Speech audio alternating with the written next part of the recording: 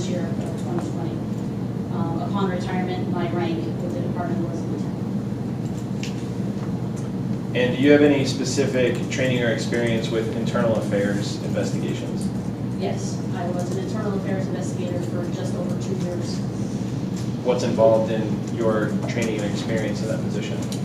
With that training position, there is a certification class. I believe it was a 40-hour class that I went through.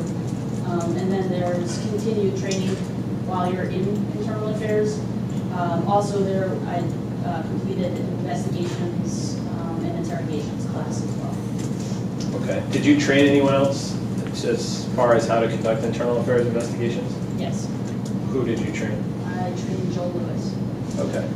Is there any animosity, in your opinion, between you and Joe Lewis? No, Okay.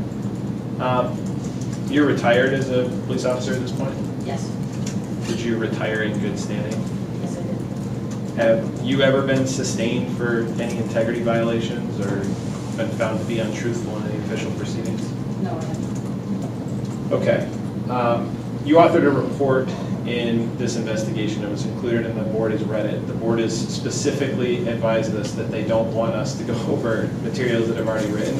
So throughout the course of the testimony that you're going to give for my examination and then later for Ms. Day, you can, if there's something that you want to or need to refer to, then please feel free, but we're going to try to move things along to comply with the board's directions, okay? What did you review in order to author your report? May I refer to my Sure. report? So I reviewed the internal affairs investigation into Assistant Chief Slavin regarding the AR-333 violation. I reviewed all written and audio materials related to that investigation, including transcripts. I also reviewed the internal affairs investigation against Commander Minor for the integrity violation. So that was IA 2019-048. I reviewed both written and audio communications related to that investigation. And I also reviewed Ms. Cronin's independent investigation, including audio and written transcripts. Okay. I guess I should ask, do you have any bias or issues related to Chief Rodbell, Chief Slavin, Chief Pop, Commander Minor, Lieutenant Bonnet, or any of the other principal players involved in this investigation? Was the report that you wrote true and accurate to the best of your knowledge? Yes, it was. One of the things that's come up in the hearing that I wanted to get some context on is this concept of the expectations for someone being interviewed by internal affairs. Are those expectations for being truthful, honest, and accurate the same for witnesses as well as subjects of investigations? Yes, it is my understanding that there is no discrepancy between the two, that both should be truthful in their responses to internal affairs questions. There's no different expectations for either party. Okay. I also want to get some context of something that wasn't covered very much in your report, and this is an investigative best practice, or maybe even a requirement. You can tell me, at the end of an interview, was it your practice, or is it your training or the expectation that you're supposed to ask a question? Is there anything else that you want to add? Yes. Why is that? What's the purpose of that?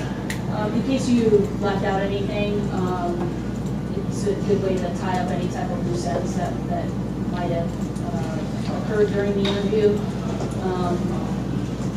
It also gives the person being interviewed the opportunity to ask questions of the internal affairs investigator that they might have related to the interview or the investigation, and it also gives them the opportunity to fill in any blanks that might have occurred during the interview. Okay. Based off of your training and experience as an internal investigator, does the investigator have the responsibility to make sure that questions are clear? Yes. What are good ways for, what is best practices in internal investigations to make sure that questions are clear? You know, there's a difference between closed-ended questions and open-ended questions. And a lot of times with internal affairs investigations, you already know what happened. Most of the time, you are just trying to get that witness or person to just explain to you the facts of what took place. And those events can usually be determined by closed-ended type of questions. So open-ended questions oftentimes allow for, I would say, too much talk sometimes, or it can get confusing. So to control the interview, it's better for the investigator to ask more closed-type ended questions. Did you ever have the opportunity to conduct or participate in an AR 333 investigation when you were involved in internal affairs? Yes. Can you briefly describe what your experience is with those types of investigations? Sure. Do you want the specifics of that investigation? Is it one? Is that what you're saying? Well, there's just one that turned into three. So it was an AR 333 violation where an employee, a sergeant, came into a briefing room and made some very offhanded remarks in front of line-level police officers and a civilian, and the civilian that was in the room, not a citizen, a civilian employee, brought forward that complaint that the remarks made by that sergeant were offensive and they were inappropriate. So that was investigated by me. And that turned into, I think, 2 additional investigations after that by another officer on that squad who made another joke similarly in front of another employee. And I believe that sergeant, I don't remember what the second investigation related to him was, but it ultimately led to him being promoted. Okay. We had some testimony prior to you that every single time that there was, and I'm paraphrasing, but basically that every single time that there was a finding that someone lied in internal affairs, it resulted in a termination.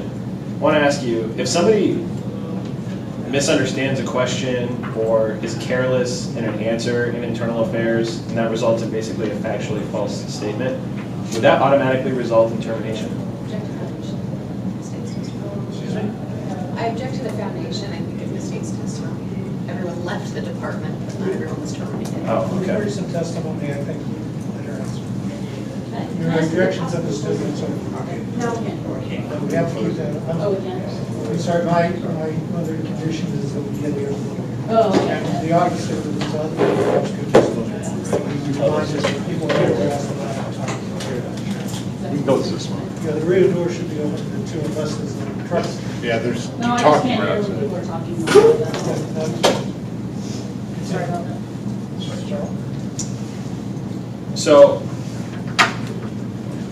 my question is that if somebody makes a mistake in their IA investigation, they say something that's factually not correct, but it's either because of carelessness or not understanding a question, would that automatically result in leaving the department or termination or losing your job?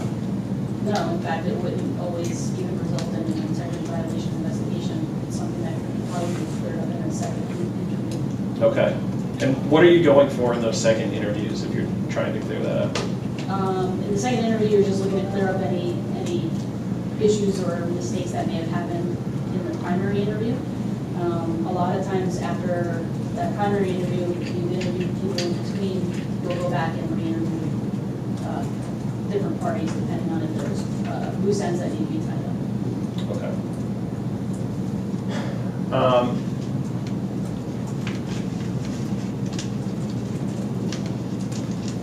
Just other foundation for loose ends, for anything that needs to be tied up. Do you recall how many times you and I have actually met in person to discuss this investigation and your potential report? In person, I think we only met twice, How long were those meetings approximately? 30 minutes maybe. Okay. Did I direct you into any of the content or parts of your report, or what direction did you receive in order to write that? No, I think if anything, it was, your request was just that I looked at everything and listened to audio files. But you let me write my report on my own. I didn't receive direction from you as to what format it should be in or what content should be in it. You just wanted me to review everything related to the investigations. Okay. And then, besides meeting in person, did we have any lengthy phone calls? Anything more than scheduling phone calls? No. And then prior to your testimony today,